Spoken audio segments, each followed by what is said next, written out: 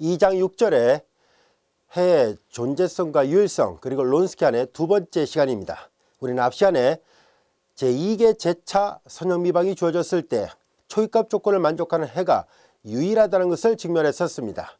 자, 이제 이 시간에는 1차 독립과 1차 종속 그리고 론스키안 이런 내용들에 대해서 학습을 해보도록 하겠습니다.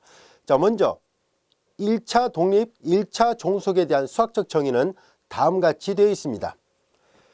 만약에 어떤 두 함수 y1과 y2가 있었다고 가정하겠습니다. 적당한 열린 구간 I 안에서 그 안에 있는 모든 x에 대해서 정의가 되어 있는 두 함수 y1과 y2를 생각할 때요. y1에다가 우리는 상수 k1을 곱하고 y2에다가 또 다른 상수 k2를 곱해서 얘를 더해서 0이라고 가정을 해보겠습니다. 즉 두 함수 y1과 y2의 1차 결합을 0이라 놨어요. 자, 이제 이것이라 할 때 자, 우린 여기에서 만약에 이 앞에 붙어있는 k1과 k2는 상수예요. 이 앞에 붙어있는 상수가 동시에 0이 됐다고 가정해 보겠습니다.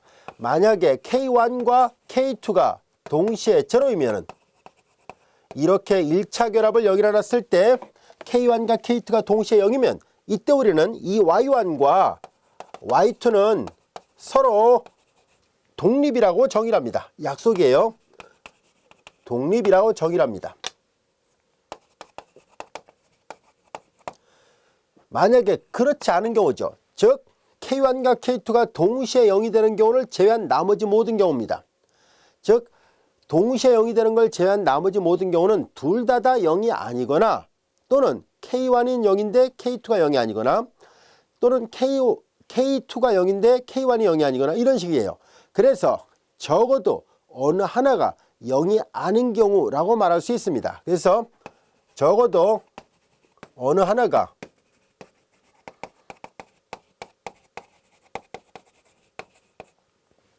동시에 0이면 서로 독립이라 얘기를 하고 적어도 어느 하나가 0이 아닌 경우에는 경우 2면 이렇게 똑같이 쓸까요? 이때 y1과 y2는 서로 종속이라 얘기를 합니다. 이것이 독립과 종속의 수학적 정의입니다. 서로 1차 독립 또는 그냥 줄여서 1차 독립 또는 더 줄여서 그냥 독립 이렇게 간단하게 얘기하기도 합니다. 그리고 얘도 서로 종속 또는 서로 1차 종속 또는 줄여서 그냥 종속 이렇게 말을 하기도 해요. 자, 왜 이런 용어를 붙였을까 하는 얘기인데요. 독립과 종속은 이해하기 쉬운 용어입니다. 예를 하나 들어보도록 하겠습니다. 이 y1과 y2는 어떤 함수가 정의되는 구간 I 안에 있는 임이 어떤 함수라고 가정하겠습니다. 어떤 두 함수를 볼게요. 자, 이 두 함수, 임이라고 말하기보다는 우리가 선택한 두 함수라 말하는 게 더 낫겠네요. 어떤 두 함수를 선택했을 때 이 두 개가 독립일까 또는 종속일까를 구별할 때 그들의 1차 결합을 0이라 놨을 때 앞에 개수가 동시에 0밖에 나올 게 없다면 두 함수 y1과 y2를 독립이라 말하겠다는 뜻인데요. 예를 하나 들어보겠습니다. 자, 우리는 y1을 sin x라 놓고 y2를 cos x라 봤다라고 가정할까요? 앞에 개수 k1이 0이고 k2가 0이었다고 가정한다면 당연히 앞에 0이니까 얘네들은 이걸 만족한다고 할 수 있습니다. 이때 y1의 위치에 우리는 지금 sin x를 넣고 y2의 위치에 cos x를 넣습니다만은 만약에 y2의 위치에 코사인을 넣지 않고 다른 함수를 넣어 보겠습니다. 즉 sin x는 그대로 있는데 앞에 개수 0이고 여기에다가 만약에 탄젠트 x를 넣어 볼까요? 그렇다 할지라도 결과적으로 보세요. 앞에 개수 0이니까 이거 당연히 만족하죠. 또한 이번에 y1은 그대로 sin x를 놓고 이번엔 여기에다가 2x승을 넣어 볼까요? 그리고 결합해도 역시 0이 나오죠. 역시 또 계속 따져보겠습니다. 이번에 여기다 log x, 물론 x가 진수 조건을 만족하는 그런 범위 안에 있다고 보겠습니다. 자, 이렇게 돼도 결과적으로 y1의 선택에 대해서 y2의 선택은 아무거나 와도 y1의 선택과 상관없이 무조건 앞에 개수 0이니까 0을 만족합니다. 그래서 이 두 함수는 앞에 개수가 0이어서 항상 0을 만족하니까 선택이 자유롭다는 뜻이에요. 즉 y1이 하나 정해졌다고 해서 y2의 선택에 영향을 받는 게 아니었다는 것을 말해줍니다. 그래서 선택이 자유로우니까 자유롭게 아무나 올 수 있다. 이런 의미에서 서로 독립적이다 라고 말을 하게 된 거예요. 그에 반해서 종속이란 말은 무슨 말일지 한번 살펴보도록 하겠습니다. 1차 종속이란 말은 앞에 개수가 적어도 어느 하나가 0이 아닌 경우에 있다 그랬었죠. 이해를 돕기 위해서 둘 다 0이 아닌 경우를 생각해 보도록 하겠습니다. 우리는 여기가 y1의 k1배 그리고 y2의 k2배를 했을 때 이들의 일차결합을 0으로 놓았을 때요. 아까는 k1과 k2가 모두 0이었을 때 이 두 함수 아무나 와도 됐었습니다. 그냥 편의상 여기 y1을 사인으로 고정시켰지만 뭐 예를 들어 여기가 x였을 때 사인 x가 오든 코사인 x가 오든 하이퍼보리 사인이 오든 뭐 지수함수가 오든 뭐가 오든 간에 역시 0이잖아요. 그래서 어느 거 하나 결정되고 나머지를 결정한다 할지라도 서로 간에 독립적이라는 것을 알 수 있어요. 선택이 자유로워요. 앞에 개수가 0이었을 때는. 하지만 지금 이제 우리가 다루려고 하는 것은 만약에 여기 K2가 2였어요.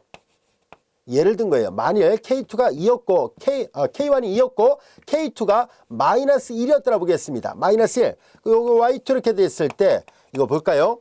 그럼 K1이 2가 되고 K2가 마이너스 1이었다고 가정한다면 이때 Y1이 결정이 되거나 또는 Y2가 결정될 때 다른 쪽 함수는 어떻게 되는지 살펴보겠습니다. 우리 이 상황에서 Y1을 하나 결정해 보겠습니다. 만약에 Y1을 sin X를 넣는다면 Y2로 올 수 있는 것은 어떤 것이 있을까요? Y2에 올 수 있는 거. 얘가 sin X가 되는 순간에 Y2는 다른 어떤 함수가 와서는 안 됩니다. 이 방정식을 만족해야 되니까 얘를 넘겨보면 알 수 있듯이 Y2는 Y1의 2배니까 Y2에 올 수 있는 것은 오직 하나 2배 sin X밖에 없습니다. 마찬가지로 여기가 만약에 y1이 2x승이 왔다고 가정할까요? 그럼 2배 2x승 마이너스 y2가 0. 여기 y2에 올 수 있는 건 얘처럼 아무나 막 올 수 있는 게 아닙니다. 결국 얘를 넘겨서 본다면 y2는 2배 y1이니까 이 안에 올 수 있는 함수는 2배 2x승밖에 없어요. 즉 y1이 하나 결정되면 y2는 자동으로 딱 이거 하나밖에 올 게 없네요. 그쵸? 그러니까 얘가 y1이었는데 y2를 이걸로 잡는다든가 그럴 수는 없죠. 이 방정식이 만족되지 않는다는 것을 알 수 있습니다. 1차 결합을 0이라 가정할 때라 얘기를 했었으니까 이 방정식을 반드시 만족하는 두 함수를 찾아봐야 되거든요. 그래서 자연스럽게 그럼 이런 경우라면 개수가 0이 아닌 경우라면 y1의 선택으로부터 y2의 선택이 자유롭지 않다는 것을 알 수 있습니다. y1이 하나 결정되는 순간에 sin x가 오면 2배 sin x, 지수가 함수가 오면 2배 지수 함수, 만약 여기가 x가 온다면 여기는 2배 x 이런 식으로 y1이 하나 결정됨으로 해서 y2는 자동으로 딱 이거 하나밖에 나올 게 없다는 것을 알게 됐습니다. 이해되셨죠? 그래서 y1의 선택에 따라갑니다. y2는. 그래서 y1과 y2는 서로 종속관계에 있다라고 말합니다. 이해됐죠? 그래서 서로 간에 종속관계가 있다는 것을 알게 됐습니다. 자, 그에 반해서 이런 것들은 서로 독립적이에요. 그래서 앞에 개수 1차 결합을 0이라 했을 때 앞에 개수가 0밖에 나올 게 없다면 서로 독립이라 말할 것이고 그 밖에 모든 경우는 다 종속이라 얘기를 하겠습니다. 독립도 아니고 종속도 아닌 어정쩡한 그런 용어는 없습니다. 결국은 독립 아니면 종속이고요. 종속이 아니면 독립이라 말할 수 있습니다. 여기까지도 이해됐죠? 자, 이제 우리는 앞서 2장 1절에서 우리가 뭘 배웠었냐면 이와 같은 y2' 플러스 px, y' 플러스 qx, y 이퀄 제로권에서 이걸 만족하는 일반의 모양은 독립이 되는 그 헤드를 y1, c1, y2, c2 이렇게 결합해서 일반회가 표시가 된다는 것을 앞서 약속을 했었는데요. 이제 이 절에서는 그걸 명확하게 확인해 보려고 합니다. 자, 우리는 이 두 번째 시간에서는 독립과 종속 그리고 론스키안 이와 같은 용어에 대해서 공부할 것이고 이계미방의 일반의 모양이 어떤 꼴인지는 이 다음 시간에 다시 또 정리 3번과 4번을 이용해서 증명하도록 하겠습니다. 자, 이제 우리는 여기에서 해가 만약에 이렇게 일반회가 이렇게 표현됐을 때 이 두 개의 y1과 y2는 기절하 얘기를 하는데요. 이때 반드시 두 개는 독립이어야만 합니다. 독립이어야 돼요. 종속이 돼버리면 안 됩니다. 일반회를 표현할 때 반드시 독립적인 두 해가 필요합니다. 그래서 이계미방이면은 독립이 된 애가 두 개가 있어야 일반회가 표현이 된다는 것, 그리고 3계미방이면 3개가 있어야 된다는 거 잊지 않도록 하세요. 자, 우리는 여기에서 종속이라면 어떤 관계에 있는가를 살펴보니까 결과적으로 이 식을 잘 살펴보니까 K2가 편에서 0이 아니었더라 볼게요. 그러면 Y2는 넘기고 나눠버리면 되죠. 그래서 Y2는 넘기고 나눠버리니까 마이너스 K2분의 K1, Y1. 이 말은 곧 무슨 뜻이냐면은 만약에 두 개가 종속관계를 이루게 됐다면은 한 함수는 다른 함수의 상수배를 할 수 있다는 뜻입니다. 즉 두 함수가 독립인지 종속인지를 간단하게 다음같이 구별이 가능합니다. 한 함수에다 상수해서 다른 게 나왔어요. 그럼 두 개는 종속입니다. 근데 만약에 한 함수에다 상수했는데 다른 게 나오지 않았습니다. 전혀 나오지 상수배를 갖고 만들지 못한다. 그럴 때는 독립이라 얘기를 하겠습니다. 예를 들어서 y1은 아까 얘기했던 것처럼 x, y2는 2x라 놓는다면은 이 함수에다 2배 하면 이게 나오죠? 이 함수에다 2분의 1배 하면 이게 나오죠? 어느 한 함수에다 상수배에서 다른 함수가 나오면 둘 다 서로 간에 종속이라 얘기를 합니다. 이 둘은 서로 종속이에요. 그에 반해서 y1이 만약에 x인데 y2가 2x승이라 볼게요. 여기다 아무리 상수배도 이거 안 나오죠. 여기다 아무리 상수배도 이거 안 나옵니다. 그래서 이런 경우는 두 개가 서로 독립이다 라고 말을 할 것입니다. 이해됐죠? 단 두 개의 함수일 때는 이렇게 간단하게 독립과 종속을 쉽게 구별할 수 있습니다. 자, 이제 우리는 독립과 종속을 구별하기 위한 조금 더 효율성 높은 그런 기호표기를 하나 다루려고 합니다. 바로 론스키안이라는 개념을 다루려고 하는데요. 이 기호표기는 우리 교재에서 저자가 예제 1번 바로 앞에 기호를 표시했는데요. 우리는 이제 미리 앞당겨서 기호표기를 먼저 해볼게요. 즉 정리 책에 보면 이 정리 뒷부분에 있습니다. 이 정리 2번의 증명이 다 끝나고 나서 예제 1번 바로 앞에 론스키안이라는 행렬식을 약속을 했는데요. 먼저 약속을 하도록 하겠습니다. 자, 교재 순서 좀 바꿔서 우리는 독립과 종속을 구별하는 데 있어서 론스키안을 이용할 생각이거든요. 그래서 먼저 론스키안에 대한 수학적 정의를 미리 앞당겨서 하겠습니다. 론스키 행렬식을 미리 설명하면은, 자, 이건 정의입니다. 론스키 행렬식에 관한 정의인데요. 자, 이제 두 함수를 y1, y2라 놨을 때, y1, y2라 놨을 때 두 함수의 론스키는 폴란드 수학자 사람 이름이에요. 그래서 그 사람의 이름을 따서 론스키라고 말을 붙이게 됐고요. 얘는 이렇게 줄을 반듯하게 그어서 표시를 합니다.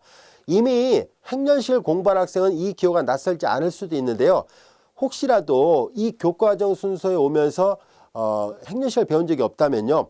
우리 공학수학 교재 안에는, 공업수학 교재 안에는요, 교재 제7장에서 선형대수를 공부하게 돼요. 그때 행렬식에 대한 기호표기 약속이 있습니다.